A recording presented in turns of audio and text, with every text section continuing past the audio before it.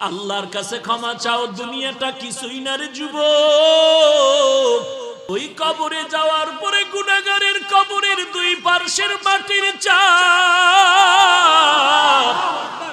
পাথরের হাড় চুরমার হয়ে যাবে। একটা নয়, দুটো নয়, 70 থেকে 99টা সাপের কামড়।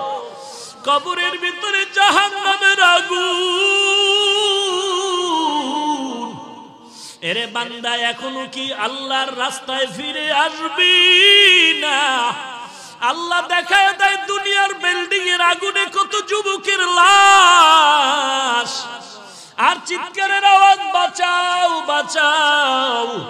একটু চিন্তা করে দেখ, যখন আগুন লাগছিল শরীরের মধ্যে তখন ওদের কেমন লাগছিল, অবস্থাটা কেমন হয়েছিল। ওরা যখন আগুনের মধ্যে সবাই জানালা দিয়া হাত দিয়া কয়, কে আছো আমাদের বাঁচাও।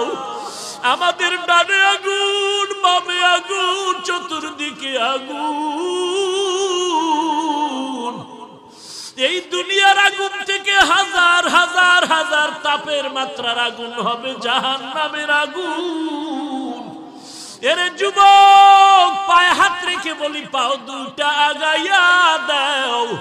আমি তোর পায়ে ধরে বলি, আর গুনাহ করিস না রে যুবক, আর গুনার পথে যাইও না।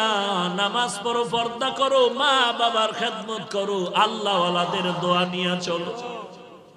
আল্লাহর কাছে ক্ষমা চাও, দুনিয়াটা কিছুই না রে যুবক।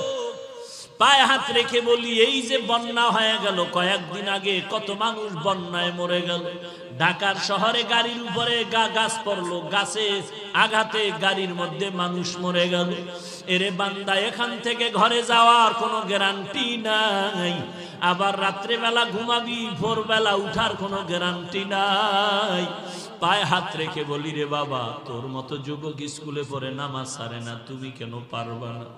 তোমার মতো যুবক চাকরি করে নামাজ ছাড়ে না, তুমি কেন পারবা না? কিসের বাহাদুরি করো? কিছুই না। পায়ে হাত রেখে বলি, তওবা করে না, ও চোখের পানি ছেড়ে আল্লাহর কাছে ক্ষমা চাও, আর বলো, আল্লাহ